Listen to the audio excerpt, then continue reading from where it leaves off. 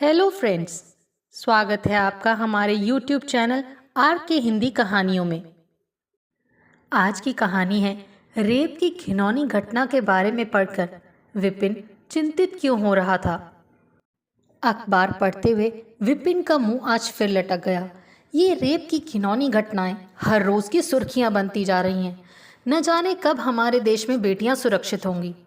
अखबार के पन्ने पलटो तो केवल जुर्म और दुखद समाचार ही सामने होते हैं।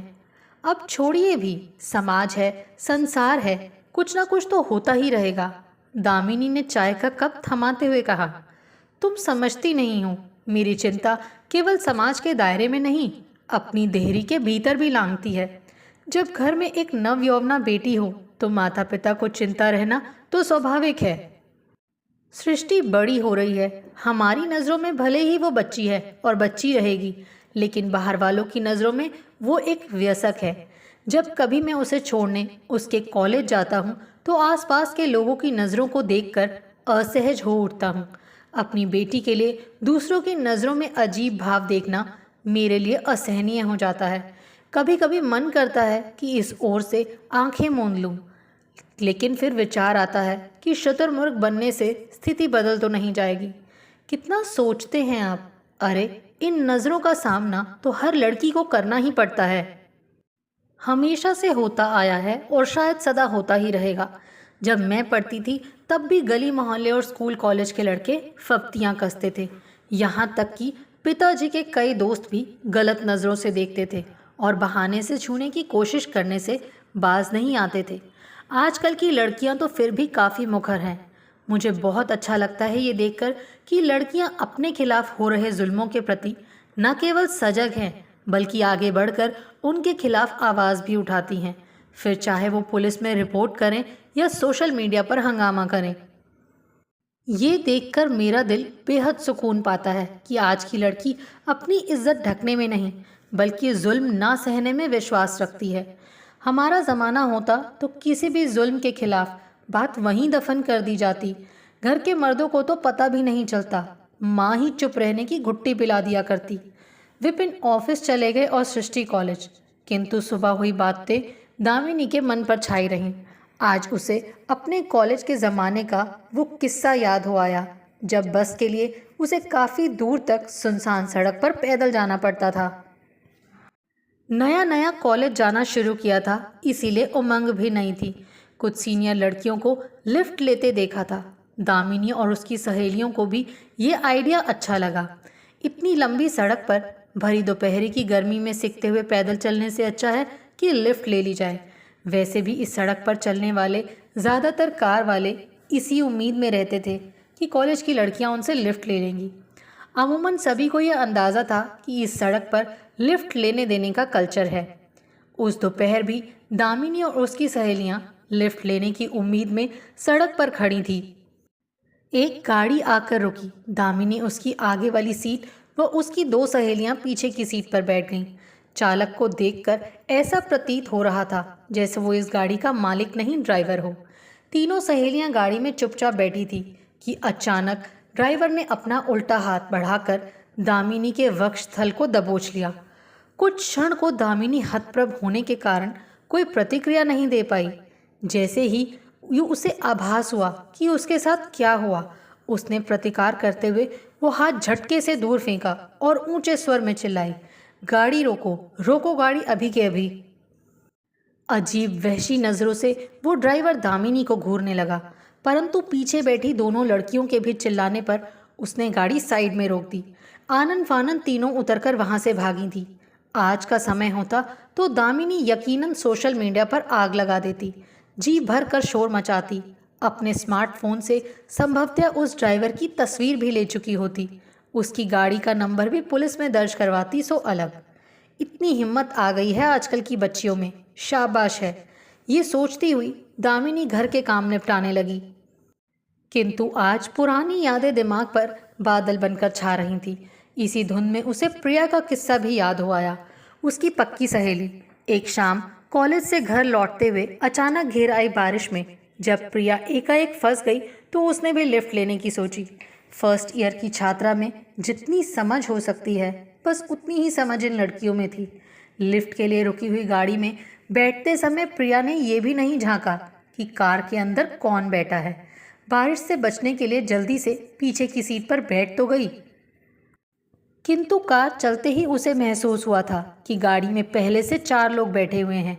प्रिया ने गाड़ी चालक से कहा, अंकल प्लीज़ मुझे अगले चौराहे पर उतार दीजिएगा, मेरा घर वहाँ से पास है। अंकल किसे कह रही हो? हम तो आपके अंकल नहीं हैं। उसके ये कहते ही जब उसके चारों साथी हंसने लगे तब प्रिया को काटो तो खून नहीं, वो बहुत घबरा गई थी और ज़ोर ज़ोर से रोने लगी थी। परंतु उन दिनों दुनिया इतनी खराब नहीं थी जितनी उसने सोची थी। वो भले लोग थे जिन्होंने ऐसा केवल प्रिया को सबक सिखाने के लिए किया था। इस अनुभव ने प्रिया को और उसके द्वारा ये सुनाने पर अन्य सभी सहेलियों को चौकन्ना कर दिया था। उन दिनों लड़कियां अपने पर्स में सेफ्टी पिन के गुच्छे रखा करती थी ताकि जब कोई पुरुष आपत्तिजनक समीपता दिखाए तो वो उसे अपने शरीर से दूर करने में सफल हो सके। आजकल की तरह पेपर स्प्रे तो मिलता नहीं था। आजकल की तरह कोई सेफ्टी ऐप या जीपीएस भी नहीं थे। कितनी सहूलियत हो गई है आजकल की लड़कियों को, सोचती हुई दामिनी घर का काम निपटाकर कुछ देर सुस्ताने लगी। शाम को जब सृष्टि घर लौटी तो दामिनी से चाहते हुए कहने लगी, इस वीकेंड आपका 50वां जन्मदिन है, बहुत स्पेशल, कुछ खास करके सेलिब्रेट करेंगे। बताओ मम्मा क्या चाहते हो आप? अपने जन्मदिन पर अपनी विशेस की एक लंबी लिस्ट बनाओ, मैं और पापा मिलकर पूरा करेंगे। क्यों याद दिला रही हो कि मैं बूढ़ी हो रही हूँ? 50 साल, बाप रे, ये जानकर ही बुढ़ापा दिमाग पर छाने लगा। कैसी बातें करती हो मम्मा, अभी तो मेरी मम्मा यंग एंड स्वीट है। आपको देखकर कौन कह सकता है कि आप 50 साल के होने जा रहे हो? सृष्टि उसका हाथ पकड़ते हुए कहने लगी, ये सब तो धोखा है जो कॉस्मेटिक्स की सहायता से हम औरतें खुद को और दूसरों को देखकर खुश होती हैं। दामिनी हंसते हुए कहने लगी। सृष्टि ने उसके जन्मदिन की तैयारी शुरू कर दी। Party poppers, happy birthday string, दिल की शेप के गुब्बारे और मेहमानों की एक लिस्ट। दामिनी के 50वें जन्मदिन को वाकई खास बनाना चाहती थी उसकी बेटी। विपिन का भी पूरा सहयोग था। केवल धन दान से ही नहीं बल्कि श्रमदान से भी विपिन साथ दे रहे थे। अगली सुबह दामिनी थोड़ी देर से उठ पाई। आज फिर उसे माइग्रेन अटैक आया था। सुबह उठने के साथ ही सिर में दर्द शुरू हो गया था। ऐसे में अक्सर उसकी इंद्रियां उसका पूरा साथ नहीं निभाती थी, सो हर काम थोड़ा धीमी गति से होता था। क्या हुआ मेरी प्यारी मम्मा को? सृष्टि उसका उतरा हुआ चेहरा देखकर पूछने लगी। बेटा फिर वही सिर दर्द। दामिनी अपना माथा सहलाती हुई बोली। ओहो, आप दवाई लेकर रेस्ट करो, हमारे जाने के बाद कोई काम मत करना। सृष्टि की बात मानकर विपिन और उसके चले जाने के बाद दामिनी दवा खाकर कुछ देर सो गई। फोन की घनघनाहट से दामिनी की आंख खुली। हेलो, टूटी हुई आवाज में वो बोली। दामिनी, मैं रजत बोल रहा हूँ। मेरे सहकर्मी को अपनी बेटी के दाखिले के सिलसिले में सृष्टि से कुछ पूछना है। न जाने क्यों उसका सेल फोन स्विच ऑफ आ रहा है। ज़रा उसे बुलाकर अपने फ़ोन से बात करवा दो। सृष्टि कॉलेज से अभी लौटी कहाँ है? आज तबीयत थोड़ी ढीली लग रही थी, इसीलिए आंख लग गई। क्या समय हुआ है?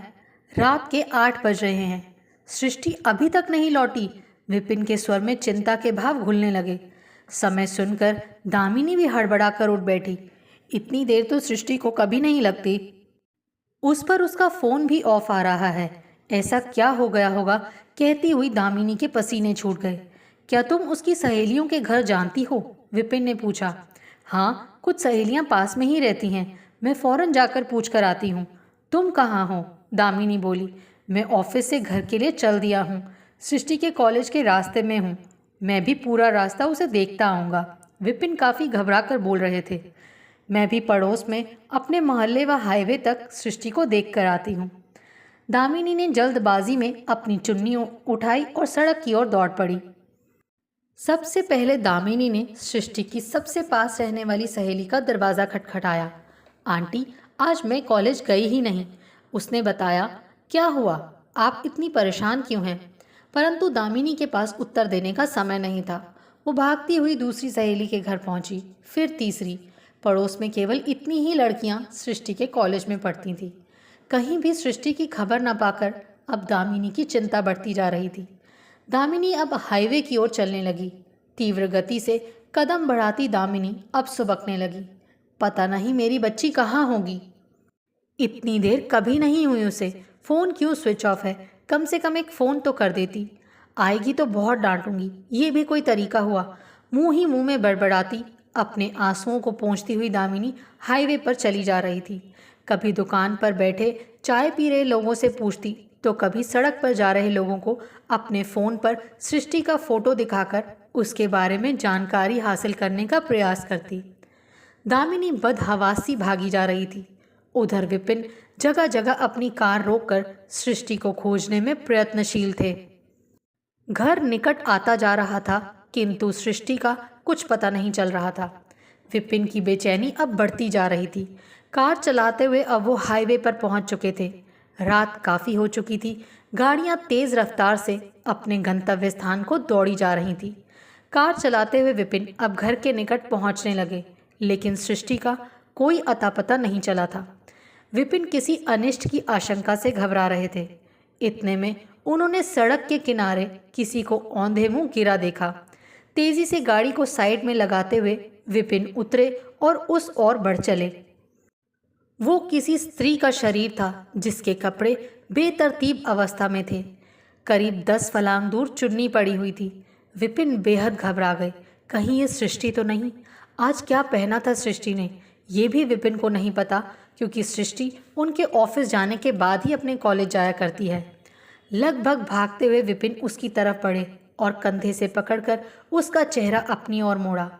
उसके बाद उन्होंने जो देखा, उनके चेहरे पर विषादपूर्ण भाव उभर आए।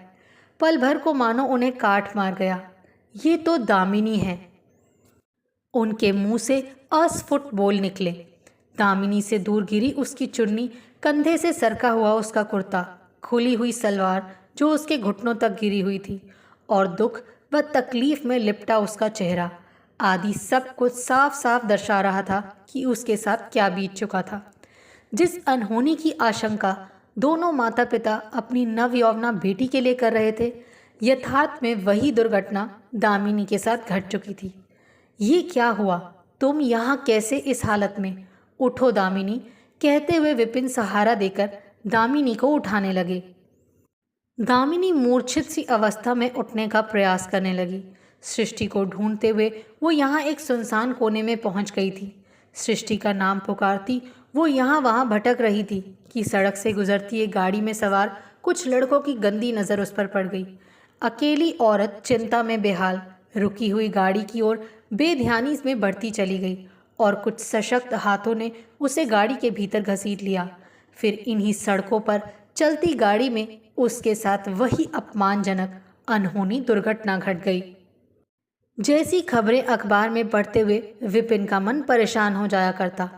कौन सोच सकता था कि जवान लड़की की माँ को भी वही खतरा है जिसका डर अक्सर माता पिता को अपनी युवा बेटियों के लिए लगता है।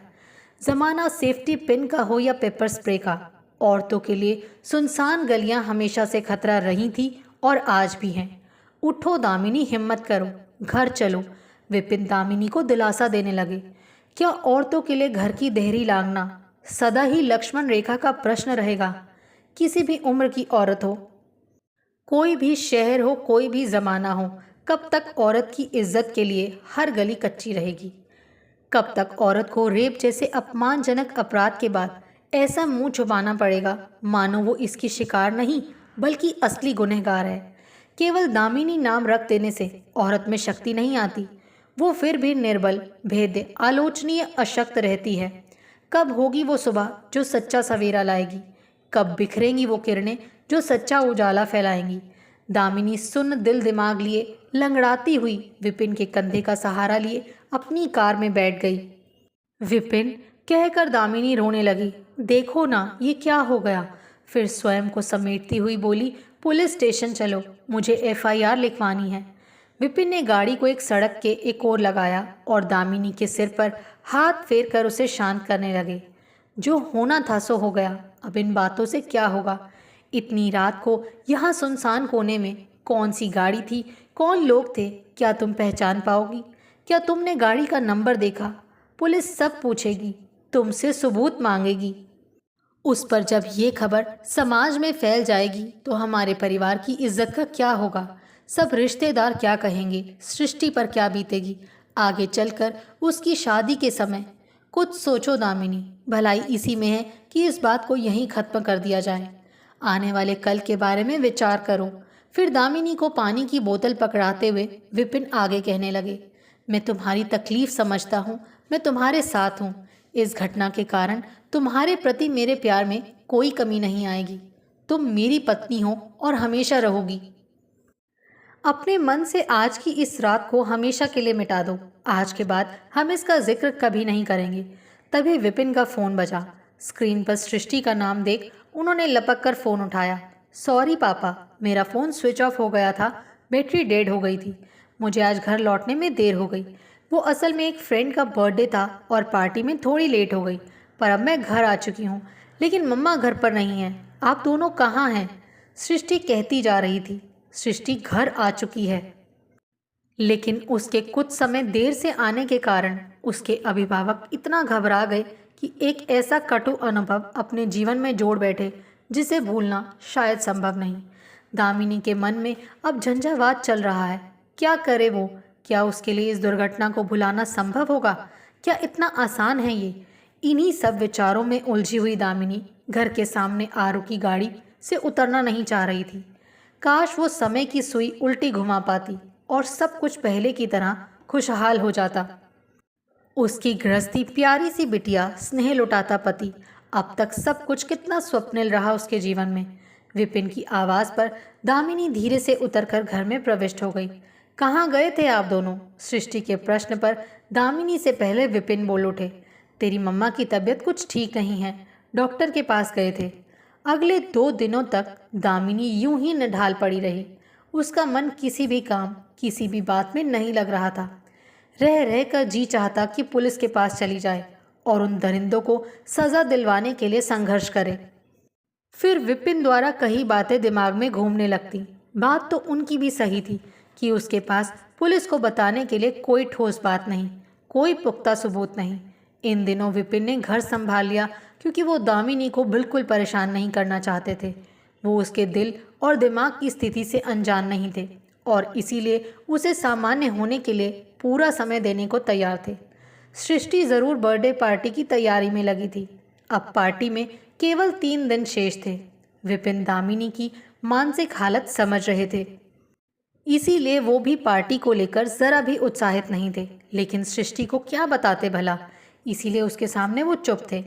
अगली सुबह विपिन के ऑफिस चले जाने के बाद सृष्टि दामिनी से अपने साथ मार्केट चलने का आग्रह करने लगी। आपके लिए एक न्यू ड्रेस लेनी है मम्मा, आखिर आप पार्टी की शान होने वाली हैं। सबसे स्टाइलिश ड्रेस लेंगे। सृष्टि चहक रही थी, लेकिन दामिनी का मन तो उचट चुका था। वो अपने मन को शांत करने में स्वयं को असमर्थ पा रही थी। सृष्टि की बात से दामिनी के घाव फिर हरे होने लगे। पार्टी शब्द सुनकर दामिनी को उस रात सृष्टि द्वारा कही बातें याद आने लगी कि एक दोस्त की बर्थडे पार्टी के कारण वो देर से घर लौटी थी। ना सृष्टि पार्टी के चक्कर में पड़ती और ना ही दामिनी के साथ ये हादसा होता। अपने बिगड़ते मूड से दामिनी ने उस रात सृष्टि के देर से घर आने को लेकर कुछ उखड़े लहजे में कहा, पार्टी पार्टी पार्टी। उस रात किसकी बर्थडे पार्टी थी? क्या तुम एक फ़ोन भी नहीं कर सकती थी? इतनी लापरवाह कब से हो गई हो तुम सृष्टि? अचानक नाराज दामिनी को देख सृष्टि भी चौंक गई। वो उस दिन, वो मम्मा, अब क्या बताऊं आपको। उस शाम मुझे कुछ ऐसी बात पता चली कि ना तो मुझे समय का आभास रहा और ना ही अपने डिस्चार्ज हुए फ़ोन को चार्ज करने का होश रहा। कुछ पल सोचने के पश्चात सृष्टि कहने लगी, पहले मैंने सोचा था कि आपको ये बात बताकर चिंतित नहीं करूँगी, पर अब सोचती हूँ कि बता दूँ। सृष्टि और दामिनी का रिश्ता भले ही माँ बेटी का था, लेकिन उनका संबंध दोस्तों जैसा था। सृष्टि अपनी हर बात बेझिझक अपनी माँ से बांटती आई थी। आज भी उसने अपनी माँ को उस शाम हुई देरी के पीछे का असल कारण बताने का निश्चय किया। माँ, मेरी सहेली है ना निधि, उसका एक बॉयफ्रेंड है। निधि अक्सर उससे मिलने उसके पीजी रूम में जाया करती थी। ये बात केवल उन दोनों को ही पता थी, मुझे भी नहीं। लेकिन पिछले कुछ दिनों से निधि और उस लड़के में कुछ अनबन चल रही थी। निधि ने ब्रेकअप करने का मन बना लिया। ये बात उसने अपने बॉयफ्रेंड से कह डाली। वो निधि से अपने निर्णय पर दोबारा विचार करने की जिद करने लगा। फिर उसने निधि को एक लास्ट टाइम इस विषय पर बात करने के लिए अपने पीजी रूम में बुलाया। बस निधि से यही गलती हुई कि वो उस लड़के की बात पर विश्वास करके एक आखिरी बार उससे मिलने को राजी हो गई। दामिनी ध्यान से सृष्टि की बात सुन रही थी। साथ ही उसका मन इस उलझन में गोते लगा रहा था कि क्या उसे भी सृष्टि को अपनी आपबीती सुना देनी चाहिए। उस दिन रूम में निधि के बॉयफ्रेंड के अलावा 3 लड़के और मौजूद थे, जिन्हें उसने अपना दोस्त बताया। जब निधि ब्रेकअप के अपने निर्णय पर अडिग रही तो उन चारों ने मिलकर उसका रेप कर डाला। उसके बॉयफ्रेंड को उससे बदला लेना था। उफ, कितनी घिनौनी सोच है। या तो मेरी या किसी की भी नहीं। ये कहकर सृष्टि के चेहरे पर पीड़ा, दर्द, क्रोध और घिन के मिले जुले भाव उभर आए। वो आगे बोली, अब आप ही बताओ मम्मा, जब निधि मुझसे ये सारी बातें शेयर कर रही थी तब ऐसे में समय का ध्यान कैसे रहता। सृष्टि की बात सही थी। उस समय अपनी बात ढकने के लिए उसने बर्थडे पार्टी का झूठा बहाना बना दिया था, मगर आज असलियत जानने के बाद दामिनी के पास भी कोई जवाब नहीं था। वो चुपचाप सृष्टि का हाथ थामे बैठी रही। निधि ने अब आगे क्या करने का सोचा है, बस इतना ही पूछ पाई वो। इसमें सोचना क्या है मम्मा, जो हुआ उसे एक दुर्घटना समझकर भुला देने में ही निधि को अपनी भलाई लग रही है। वो कहती है कि जिस नीयत से उसके बॉयफ्रेंड ने उसका रेप किया, वो नहीं चाहती कि वो उसमें कामयाब हो। वो इस घटना को अपने वजूद पर हावी नहीं होने देना चाहती। वैसे देखा जाए मम्मा तो उसकी बात में दम है। एक घटना हमारे पूरे व्यक्तित्व का आईना नहीं हो सकती। आखिर रेप को इतनी वरीयता क्यों दी जाए कि उससे पहले और बाद के हमारे जीवन में इतना बड़ा फर्क पड़े। ठीक है, हो गई एक दुर्घटना, पर क्या अब जीना छोड़ दें या फिर बस मर मर कर अफसोस करते हुए रोते हुए जिंदगी गुजारें। इस बात को अपने मन में दफना कर आगे क्यों ना बढ़ जाएं, वो भी पूरे आत्मविश्वास के साथ। सृष्टि न जाने क्या कुछ कहे जा रही थी आज। दामिनी के सामने आज की लड़कियों की केवल हिम्मत ही नहीं, उनके सुलगते विचार और क्रांतिशील व्यक्तित्व भी उजागर हो रहे थे। वो सिर्फ हिम्मत ही नहीं रखती, बल्कि समझदारी से भी काम लेती हैं। जिन बातों से अपना जीवन सुधरता हो, वो ऐसे निर्णय लेना चाहती हैं, ना कि भावनाओं में बहकर खुद को परेशानी में डालने से कदम उठाती हैं। अपनी बेटी के मुंह से ऐसी बातें सुनकर दामिनी के अंदर भी कुछ बदल गया। जब सृष्टि की पूरी बात हुई तब तक माँ बेटी चाय के खाली कप मेज पर रख चुकी थी। तो चल, कौन से मार्केट ले चलेगी एक शानदार सी ड्रेस खरीदने के लिए, दामिनी ने कहा तो सृष्टि खुशी से उछल पड़ी। मैंने तो शॉप भी तय कर रखी है, बस आपकी ड्रेस की फिटिंग चेक करनी है मेरी प्यारी मम्मा, कहती हुई उसने अपनी दोनों बाहें दामिनी के गले में डाल दी। दामिनी भी सृष्टि को बाहों में लेकर हंसती हुई झूम उठी। आपको हमारी ये कहानी कैसी लगी, प्लीज़ कमेंट करके ज़रूर बताइए। अगर आप इस चैनल पर नए हैं तो इसे सब्सक्राइब करें और शेयर करें। Thank you.